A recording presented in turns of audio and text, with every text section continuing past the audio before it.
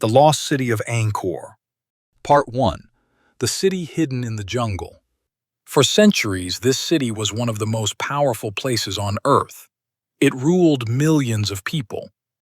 It controlled water, land, and trade. It built temples larger than anything in Europe at the time. And then, it disappeared. Not destroyed in one battle. Not burned in one night. It was simply left behind. Angkor was the heart of a great empire in Southeast Asia. Its rulers were rich. Its cities were advanced. Its system of canals and reservoirs was so complex that people still study it today. From the outside, Angkor looked unstoppable. That is always the danger. Power feels safest right before it fades. The city depended on balance. Water had to flow at the right time. Crops depended on careful control. The entire system worked only if everything stayed connected.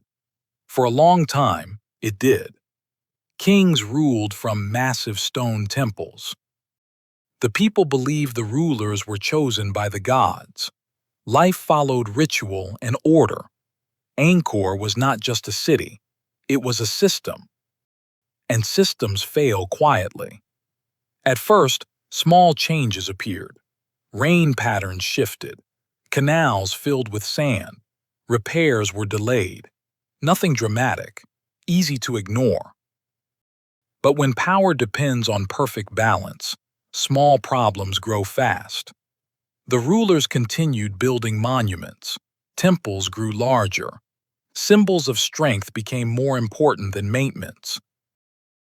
Angkor still looked powerful, but underneath, control was slipping. People adapted. Some moved away. Some stopped trusting the center. The city did not fall, it emptied. Nature moved in slowly. Trees grew through stone. Water changed direction. Roads disappeared under jungle. The greatest city in the region was no longer the center of life. It became a memory. Angkor reminds us of something uncomfortable. Power does not always end with noise. Sometimes it ends with silence. And when a system stops serving the people who depend on it, people leave, even if the buildings remain. Part 2. The Empire of Water. Angkor was built on water. That was its greatest strength. The city created one of the most advanced water systems in the ancient world. Huge reservoirs stored rain. Canals moved water across fields. Crops grew even in dry seasons. Water meant food. Food meant people. People meant power. For centuries, the system worked. Too well. The rulers of Angkor began to believe it would always work. That nature could be controlled forever. That the balance would never break. But balance is fragile. Climate slowly changed. Rains became unpredictable. Long dry periods were followed by violent floods. The water system, designed for stability, struggled with extremes. Canals broke. Reservoirs overflowed. Fields flooded at the wrong time. Repairs required coordination, money, attention. But the rulers were focused elsewhere. They continued building massive temples. Stone by stone, they showed power to the world. Maintenance felt less important than symbols. This is where systems fail. When appearance replaces function, the water network became too complex to fix quickly. Small failures connected. One broken canal affected many regions. Food production dropped. People felt it first. Harvests failed. Work slowed. Trust weakened. The city still looked impressive. Temples stood tall. Ceremonies continued. But daily life became harder. When systems depend on perfection, they collapse under stress. Angkor did not fall to enemies at first. It struggled against something more powerful, change, and the city was too slow to adapt. Part 3. The cracks in the system. At first, people did not panic. They adapted. When water failed in one area, families moved to another. When crops were smaller, they worked longer. Life became harder, but it continued. That is how great cities begin to empty. Not with fear, with adjustment. Ordinary people were the first to feel the change. Farmers noticed the seasons no longer followed old patterns. Craftsmen saw fewer customers. Traders traveled farther to sell the same goods. The center still looked powerful, but daily life was quietly breaking. People began to ask simple questions. Is this place still safe? Can my family survive here? Is the center still protecting us? When the answer becomes unclear, loyalty weakens. Angkor depended on people staying, on farmers maintaining fields, on workers repairing canals, on trust flowing back toward the center. But trust does not survive hunger. Slowly, families moved closer to rivers. Others followed trade routes. Some settled near new regional centers that offered stability instead of glory. This movement was not rebellion, it was survival. The rulers of Angkor did not order evacuation. They did not announce collapse. They continued rituals. They ruled from temples built of stone, while the city beneath them changed. Power was still performed, but power was no longer lived. As population decreased, maintenance became impossible. Fewer workers meant more broken canals. More broken canals meant less food. The cycle accelerated. The city became too large for the people who remained. Empty spaces appeared. Markets closed. Neighborhoods fell silent. Nature does not wait. Vegetation crept in. Water flowed where it wanted. Roads disappeared under growth. The jungle began to reclaim stone. Angkor did not fall. It was left behind. By the time enemies arrived years later, the city was already hollow. The heart of the empire had moved elsewhere. What remained were temples, massive, silent, empty. They stood as proof of what once worked and what no longer did. Angkor teaches us something rare. People do not abandon power because it is weak. They abandon it when it stops working for them.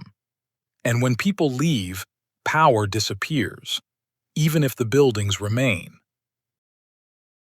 Part 4. When the kingdom began to fade. The rulers of Angkor did not believe the city could truly end. They believed power was sacred. For centuries, kings were seen as chosen by the gods.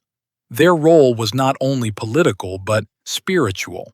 If something went wrong, the answer was not change, it was ritual. So they prayed more. They built more temples. They performed more ceremonies. They believed the gods would restore balance. But belief alone could not fix broken canals. While the rulers focused on the sacred center, the world around them shifted.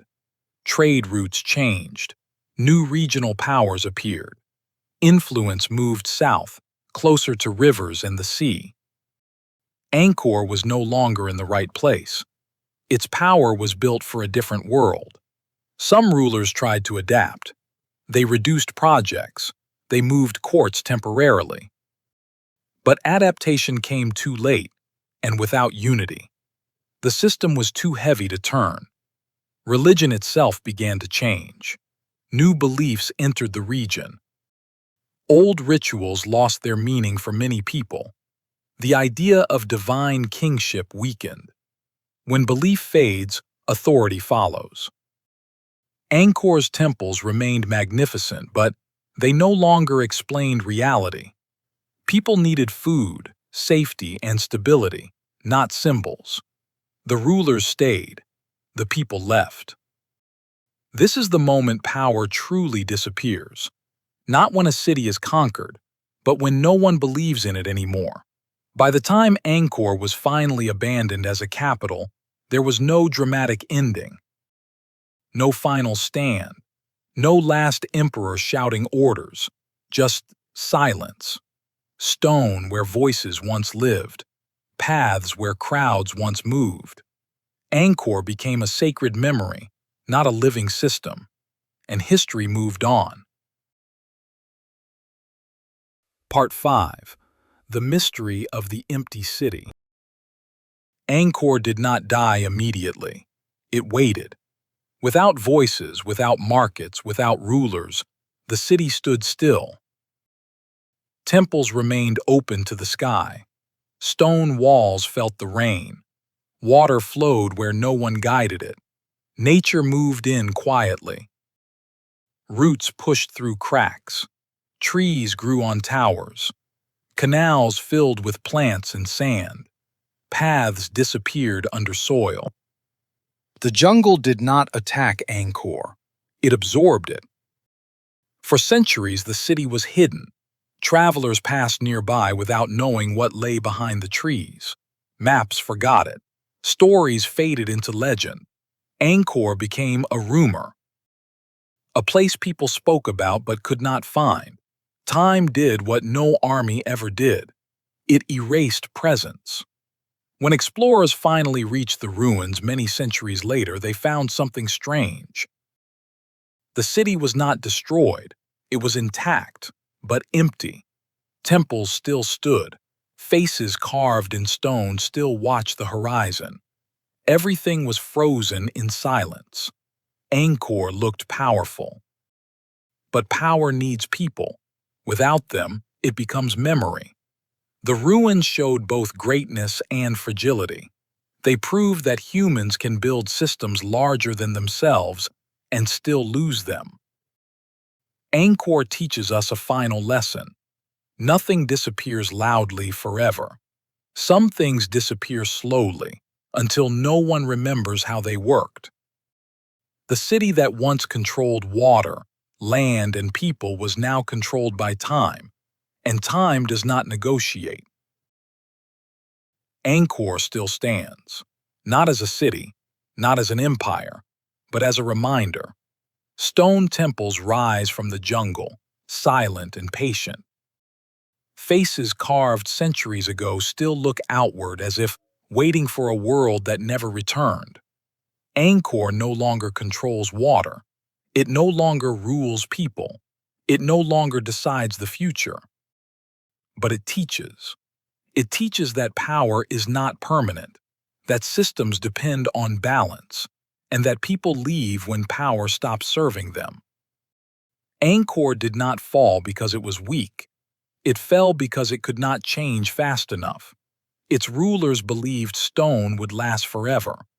Nature proved otherwise. Today, millions visit Angkor every year. They walk through ruins that once held one of the greatest cities on Earth. They see beauty. They feel silence. Few imagine daily life there. The work, the fear, the slow decision to leave.